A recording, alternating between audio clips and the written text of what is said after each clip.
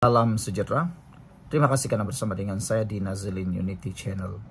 Rupa-rupanya ini sebab Anwar Ibrahim menerima lawatan dan tidak membatalkan kunjungan Donald Trump, jemputan Donald Trump. Yang pastinya Donald Trump datang ke Malaysia bukan karena kapasiti Malaysia, tapi karena kita ialah tuan rumah kepada persidangan ASEAN. Dan persidangan ASEAN ini dihadiri pula oleh pemimpin-pemimpin besar dunia seperti Jerman, Rusia, China, dan juga Jepun. Jadi, bayangkan kalau kita menolak Amerika. Bukankah itu sesuatu yang tidak logik? Untuk sebuah negara yang jadi tuan rumah, kita tuan rumah. Jadi, apa logiknya kita tuan rumah ASEAN yang turut dianggotai oleh Thailand, Filipina, Laos, Kamboja, Vietnam, Indonesia, Singapura. Tapi kita pula tiba-tiba meroyan menolak Donald Trump. Bagaimana pandangan ahli ASEAN yang lain? Bukankah ini mencalar image negara kita? Paling penting sekali, kata Anwar Ibrahim, jemputan Trump ke sidang ASEAN adalah langkah strategik dan bukan isyarat memihak. Itu yang harus walaun faham. Itu yang pembangkang harus faham. Tapi soalan mudah daripada saya. Kalaulah sekarang ini adalah diperintah oleh Perikatan Nasional PAS Bersatu Gagasan dan juga MIPP, mahukah juga mereka menolak Donald Trump atau mereka juga akan bertindak sama seperti yang dibuat oleh Kerajaan Perpaduan Madani sekarang? Tentu saya yakin mereka hanya cakap sekarang sebab mereka pembangkang. Tapi kalau mereka kerajaan silap-silap hari bulan, mereka lagi terhege-hege nak terima kehadiran. Sebab itu wajib dilakukan oleh pihak pengerusi atau tuan rumah persidangan ASEAN. Itu sebabnya tindakan Perdana Menteri Anwar Ibrahim menjemput bekas Presiden Amerika Syarikat Donald Trump ke sidang kemuncak ASEAN ke-47 disifatkan sebagai langkah strategik dan pragmatik. Bukannya tanda Malaysia atau ASEAN berpihak kepada Washington. Penganalisis geopolitik Ahmad Firdaus Muhammad berpendapat, jemputan itu perlu dilihat dalam konteks realiti baharu dunia pasca globalisasi yang kini dikawal oleh kuasa ekonomi dan keuangan, bukannya kekuatan tentera semata-mata. Suka atau tidak, Amerika Syarikat masih menjadi penentu arah ekonomi dunia. Apabila kadar faedahnya dinaikkan, kesannya segera dirasai di seluruh dunia, termasuk di Malaysia. Ini yang gagal difahami oleh walaun dan juga pembangkang. Sebelum kita teruskan ulasan ini, jangan lupa tinggalkan komen Anda dengan tanda pagar kami benci orang bodoh.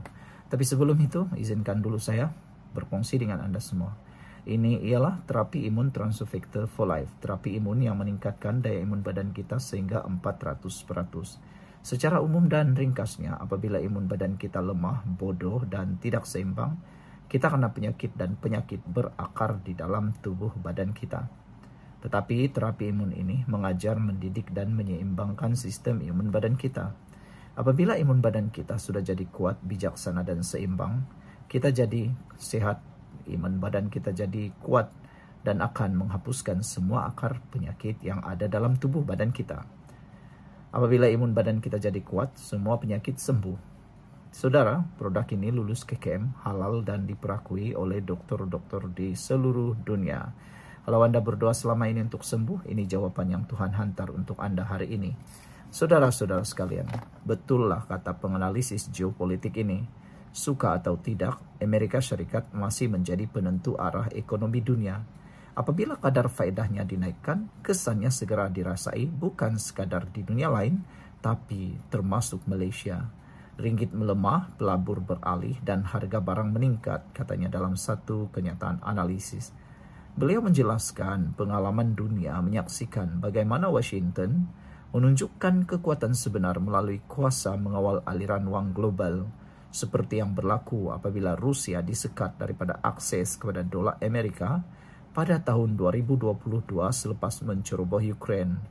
Langkah itu katanya telah menumpuhkan ekonomi Rusia tanpa sebutir peluru pun dilepaskan, membuktikan bahwa pengaruh keuangan kini menjadi senjata utama kuasa dunia.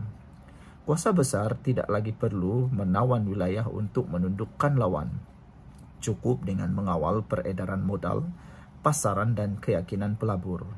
Dalam lanskap antarabangsa yang kini berpaksi kepada 3 kutub utama yaitu Washington, Beijing dan Moskow, beliau menegaskan bahawa pragmatisme adalah pendekatan terbaik bagi Malaysia dan ASEAN.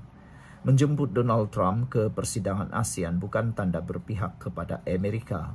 Sebaliknya, langkah strategik untuk memastikan rantau ini terus relevan di mata semua kuasa besar.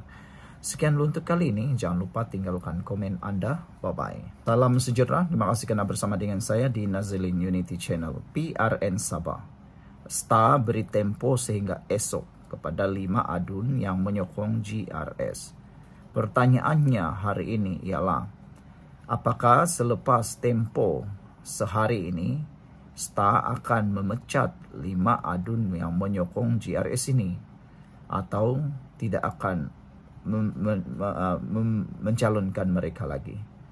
Yang pastinya apabila itu berlaku, Star akan kehilangan sengat dan silap-silap hari bulan 5 adun ini akan lompat parti menyertai PBS, sekurang-kurangnya PBS.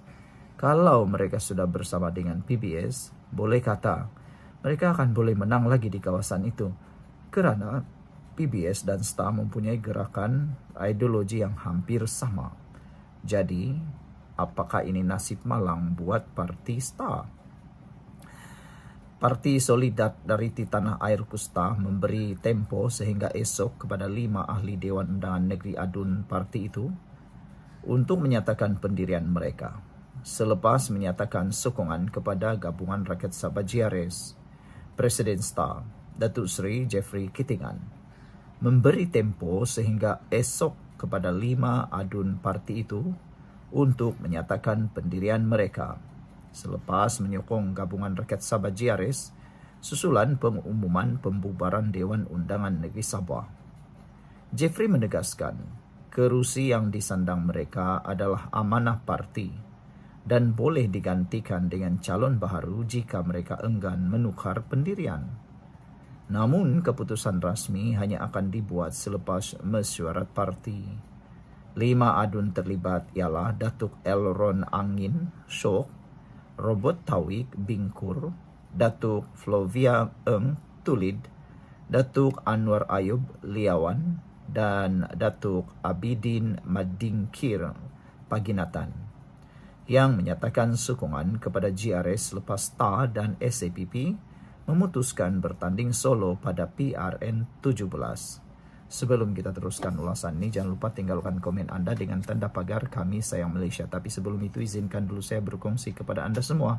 Ini ialah terapi imun Transofector for Life, terapi imun yang meningkatkan daya imun badan kita sehingga 400%. Secara umum dan ringkasnya, apabila imun badan kita lemah, apabila imun badan kita bodoh, apabila imun badan kita tidak lagi berfungsi dengan baik dan kuat, kita kena penyakit dan sukar sembuh daripada penyakit, dan penyakit berakar di dalam tubuh badan kita. Tapi terapi imun ini mengajar, mendidik dan menyeimbangkan sistem imun badan kita.